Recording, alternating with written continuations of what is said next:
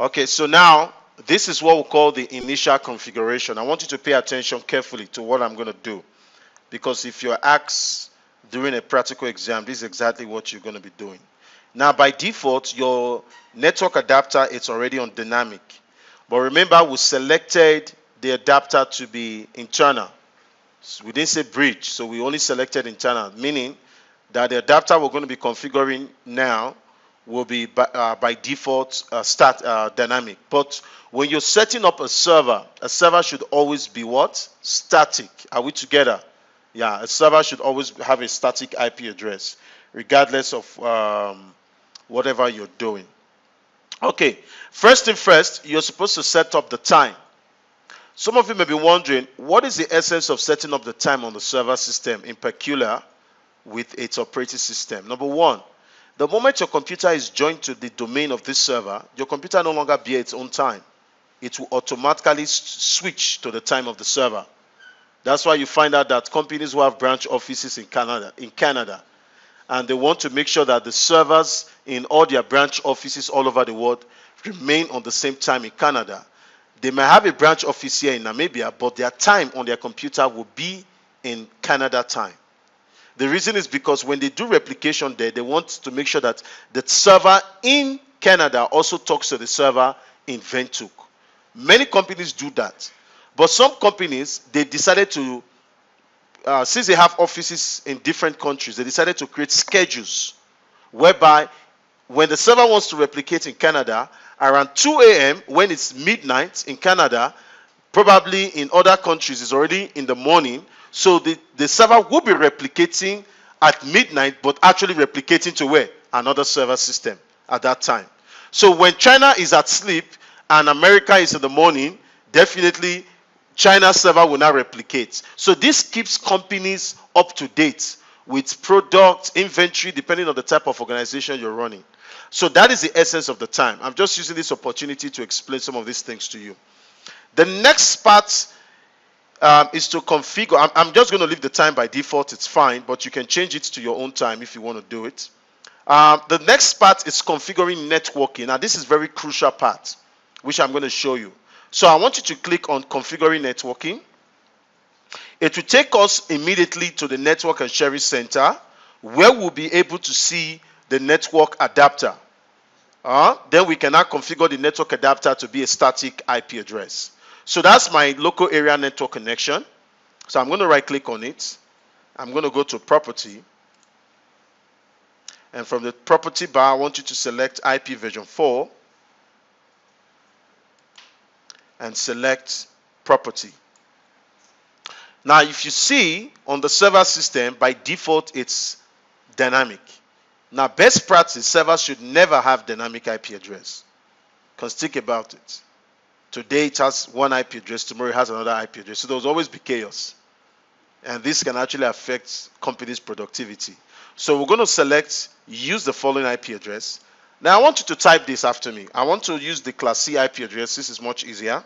192.168.1.1. Then I'm going to press the tab key, which automatically enters the MAC address. Now, servers are supposed to have 2 network adapters. But because we don't have a gateway, on this server we are using now for practicals, I'm only going to stick to 1 network adapter. But in the real world, every server comes with 2 network adapters. The one I'm configuring now is the one you will always configure for your local computers. The second network adapter will be linked to your lease line or your static IP address from your ISP provider. So that when users want to go to the internet, they go through this 192.168.1.1, then they will be routed through the second network adapter to the internet. That is the way it works. Yeah, I've tried this. I tried that with my student for VPN connection. But then I just use it locally. I didn't use the internet. So just in case you find out a server system or you're an interview, a server should always have 2 network adapters. Are we together? One for the internet and one for your local communication, which we are configuring right now. Now, because we don't have internet presence, that's why we're only using 1 network adapter. If I do have internet connection, then I will use a second network adapter. So in this case, I'm just going to leave it by default like this. The reason is because I don't have a routing system yet, and I'm not going to put a DNS server here. Why? It is because this server is the DNS server. But if I have another server already set up earlier on, and this was my second server, I will still give this server a static IP address, probably 192.168.1.2 as a second server. Then on the option here, I will now manually enter the IP address of server 1, which is 192.168.1.1, acting as the DNS server. But since this is the first server we are going to be using, we are going to make it the default. So that's why we're not putting anything here, because it is the server, the DNS server is running on it, so it is the DNS server as well. So it will be able to resolve them without putting that. So I'm going to click OK. I'm going to click Close.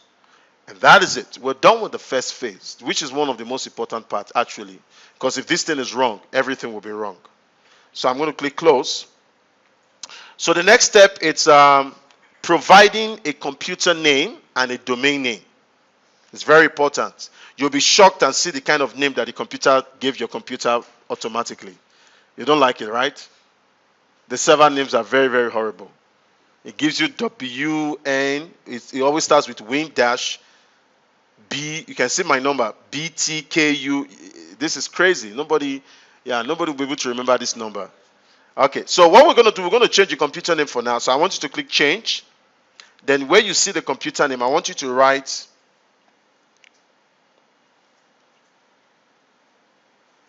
LON dash SVR1.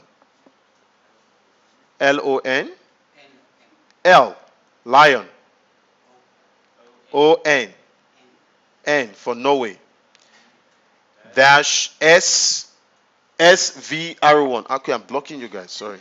SVR1. SVR1. Then click OK. Now this is renaming the computer for now. Now it's always required that whenever you rename a computer, because it's an administrative changes you're making, the computer needs to restart. The reason is because by restarting it, it has to change every other configuration as well. Now if you notice carefully on the local area network connection, you notice that it has changed to a static configuration. Now I want you to click Restart. The rest of the features will not be needed. So I want you to click Restart now, not later. So I want you to click Restart now, and the server will go ahead and restart the computer system. So we'll just wait for the restart to finish, and once it's finished, we'll proceed with the next step. The initial configuration will always pop up every time you restart the server system. The reason is because it's coming up because you're still doing initial configuration. But once you're done, there is a checkbox underneath that says do not show the Windows at logon. Now you need to check that box. And when you click Close, whenever you restart, this box will not appear anymore. That will be the end.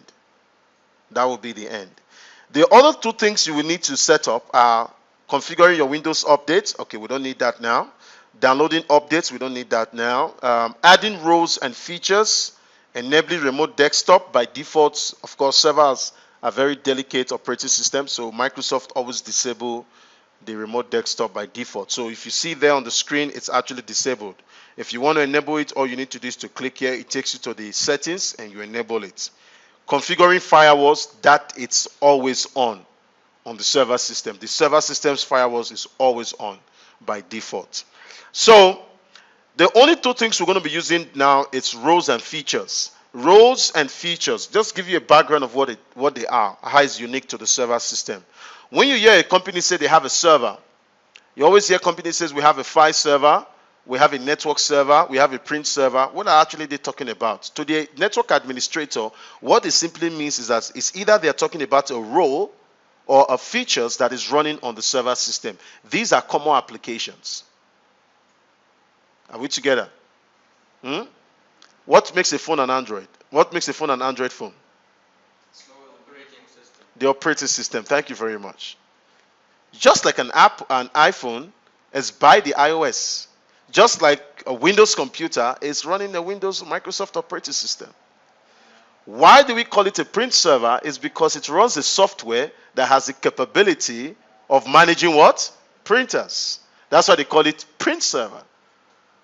Okay, though we do have print server that are hardware based, but when we talk about file server, we're talking about a Windows server that hosts an application or a software that runs file server. So that is what we're going to be installing. So when you hear a company say we have a domain, it's a feature, it's a software, it's a program that is running on a server operating system. The DHCP server we talked about that we did with the wireless earlier on, we are actually going to install it here as a software. But then we're going to configure it as if we're configuring a normal router or a switch or any other network devices, where we put range of IP address, configure how we want the IP address to be issued, the time duration, and which computer we want to disable or reserve IP addresses for. That's exactly what we're going to be doing. But we're going to be working with the roles and the features. So I'm not going to be using the initial configuration tasks for this purpose. So I'm going to check do not show this window at logon. I want you to check that and click close. Okay. Now something else opens. Now by default, there is an interface. In Windows Server 2012, Microsoft now changed it. Microsoft now called it a dashboard. Just like your car. Everything you want to know what is going on in your car, you look at the what? The dashboard. Is that not correct? Now, early versions of the Windows operating system, Microsoft calls it Server Manager. Though we still have Server Manager in Server 2012, the beauty about Server 2012 is that Microsoft now calls it a dashboard. So Microsoft did some inclusion, some remodification, some additions. But the concept is still the same. Yeah, only some little nitty-gritty additions and all that just enhance the experience of somebody who was using Server 2008 and somebody who's using Server 2012. Okay? So now I'm going to expand the Server Manager now. This is where the basic things you actually do. Things like installing a role, installing a feature, and doing some minor monitoring of the performance of the server, and also minor configuration. Not really detailed configuration, minor configurations. Majority of the in-depth configuration, you have to go to the individual console of the features that you're going to be using. Now, if you look at the summary on the computer system, it says the computer name is lawn-svr1, but then there's a conflict here. It says work group. Now, this is wrong. We don't want the server to be on work group. We want it to be a domain. Now, currently, this computer is just like any computer. It's not actually a server. Though it's running a server operating system, but it's not a server. It's a normal computer system because it's a work group, so it's a pair-to-pair. Your Windows 7 is a work group, right? So right now, this computer is a pair-to-pair. Now, to make this computer a domain or a bus in the network we currently are, we need to install what we call the Active Directory Domain Services. It makes this server to become a domain. Not only that, gives this server the capability to allow other computers to be joined to it, where it can take control over those computer systems. Now, that is what I want to do now. I'm not going to go through all that details. I just want you to follow the steps I'm doing. I remember I explained, I said I'm going to do three things. I'm going to install the domain. I'm going to set up the DNS. Then I'm going to set up the DHCP. That's all we're going to do. Then we'll start with the configurations of the managing resources, map drive, and file resources. So I want you to click on roles. Now, so far, we have built in 16 roles that are currently residing on this operating system. The only difference is that they are not running now. They are not active. For me to activate them, I need to install them. Just like when you go to your Apple store, you see applications there, right? Are they in your computer? Are they in your phone? No, you have to what? You have to install them for them to be what? In your phone, right? But they show on the App Store. Is that not correct? Yeah, they are on the App Store, but they're not in your phone, so they're not taking any space right now. Are you getting me? So in order for them to take space in your computer, you have to first install them. So look at the concept of the way you install apps on your Windows phone and the way we're going to install rows on the Windows server as well. It shows 16 are installed, meaning 16 rows are available, but 0 of those rows are currently not installed on this computer. But they are there. They are inside the computer. They're in the hard drive. They are not somewhere in the cloud. They are in the hard drive. Okay? So what I'm going to do, I'm going to click Add Rows. The Rows wizard is going to come up, which will allow me to select which role I want to install. So in this case, I'm going to be installing the Active Directory domain services. These services allows me to be able to host users, make the computer a domain name by giving it a name. What name would, okay, can somebody suggest me a domain name that we can use? No, come on. A domain name. Okay, we can call it namtech.com. So we're going to give it a name called namtech.com, and that is what we're going to be joining all the computers to. So I'm going to click Next now. You can see these are the 16 rows. So first, I'm going to select. You'll notice there, it's on the second row there. It's called Active Directory Domain Services. So I'm going to check that box. Now, if you notice, by checking that box, you can read in depth what this role really meant, the description. Now, we are actually installing this role, but there's something else that completes the installation after we've installed this role.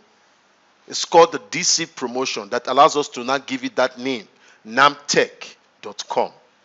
This is only just installing the role. Then another feature that allows us to make it live.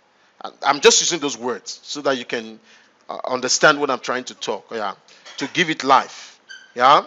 You see, there's one thing when you are conceived in the womb, and there's another thing when you are what? Out of the womb. I don't. Yet, but that's the truth. There's one thing when you are in the womb, because when you are in the womb, you are within a tube.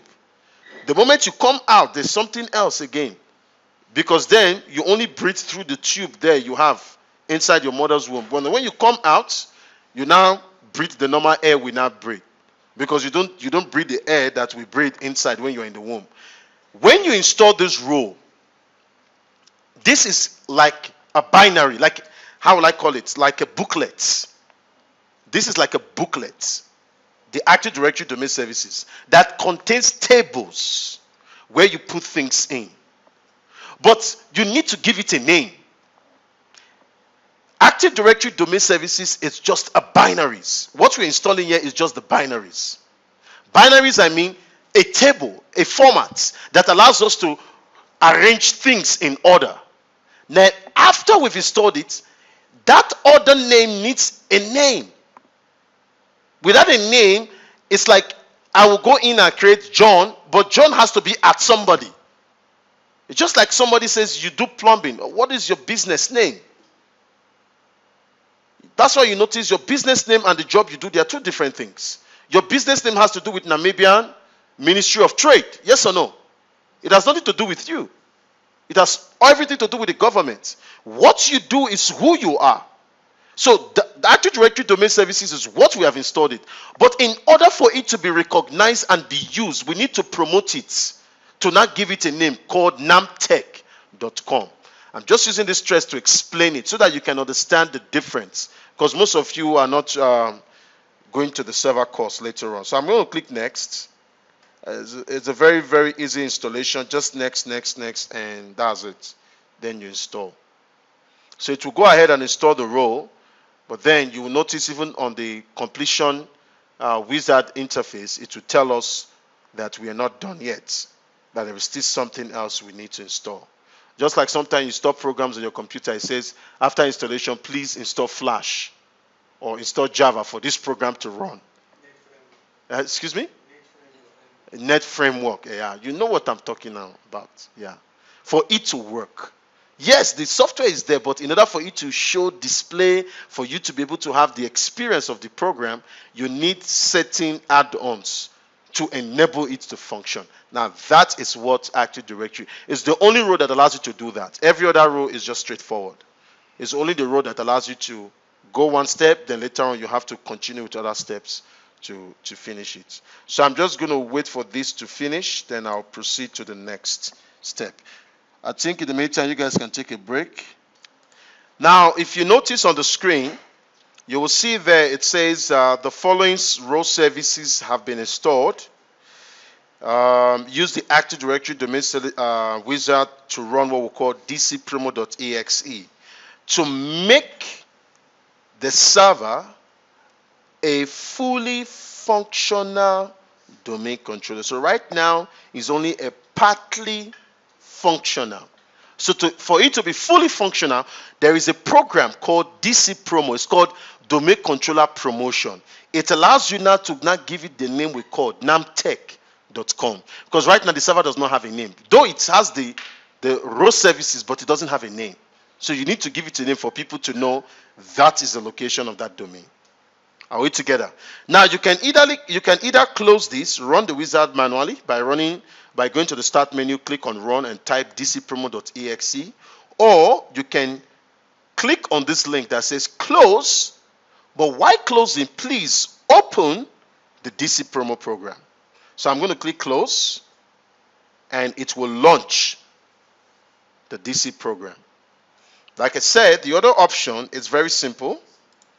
The other option is clicking on start, then you click on run, then you type dcpromo.exe.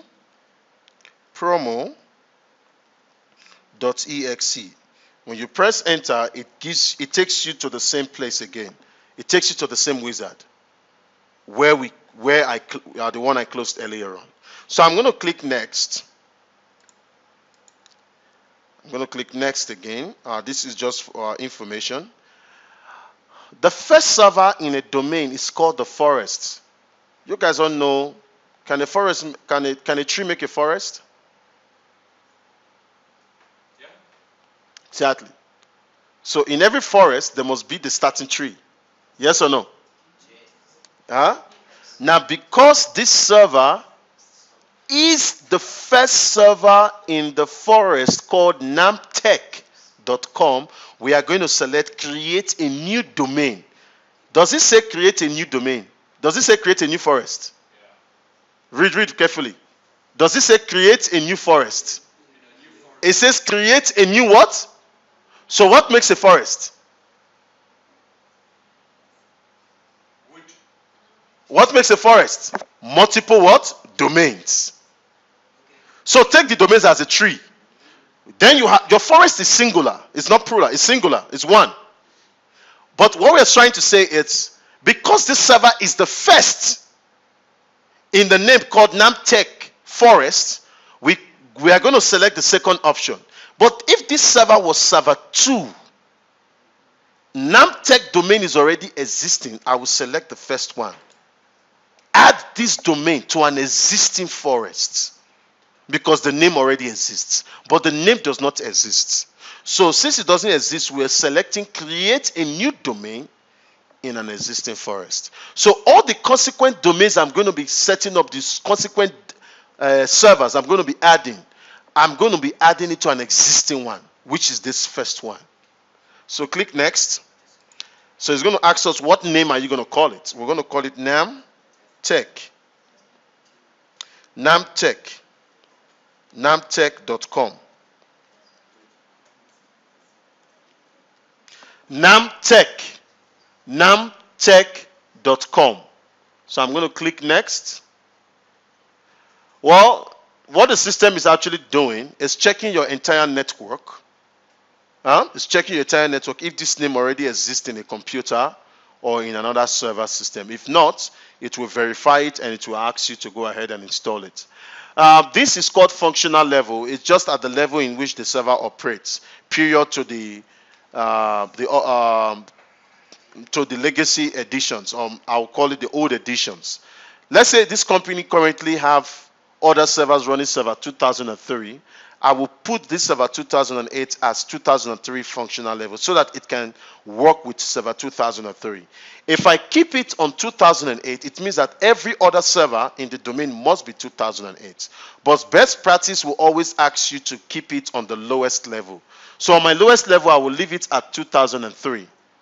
Okay, but I don't really need all that. This is my first server. I don't have any other existing server, so I'm going to leave it on 2008.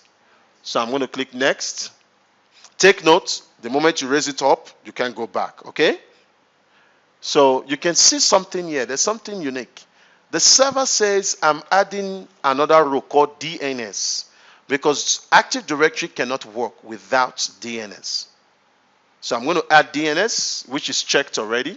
So I'm going to click next. Okay, it says the computer has, this computer has dynamically assigned IP address. I don't think so. I think I changed that. No, I will assign static IP address. I don't think so, except it's reading an old data. Okay, I'm going to click next.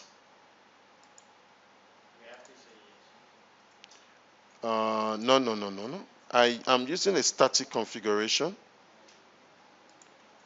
except something changed.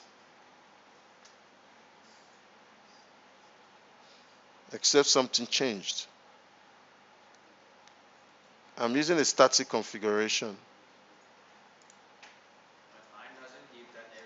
Yeah, I'm using a static configuration. Yeah, mine is a static configuration. Next.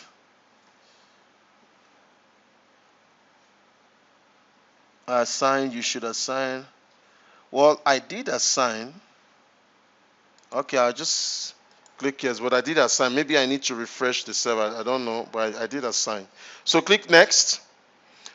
This password is for you to restore it. You can use the same password as you use for your login. Capital letter P. Is for if you want to restore the Active Directory database in case for disaster recovery. Yeah, so use the same password you used earlier on for login. Capital letter P A $ W0ROD. Click next. Those of you remember with Server Core. Server Core is a not GUI, so you can export the settings from here. It will give you a notepad, then you can import it into the command interface and install from there as well. So that's it, guys. By clicking next, the server will go ahead and install this role. Remember, once this is finished, it will require you to restart the server. Guys, you will now be able to now have a server called namtech.com. After which, we are going to set up the DHCP server. Then we're going to start up our Windows 7 computer. Then I'm going to connect the Windows 7 computer to this computer, join it to the domain. It will get an IP address, and you'll now be able to see how to change a work. We've done the work group name. We've changed it already. You'll now be able to see how to join a host computer, a workstation to a server system. Where we talked about servers and clients, peer-to-peer, and server and client. So what we're doing now is server and client. So this is the server, Windows 7 is the client. So that will be all for now. So I'll just wait for it to install, then we'll proceed to the next practical.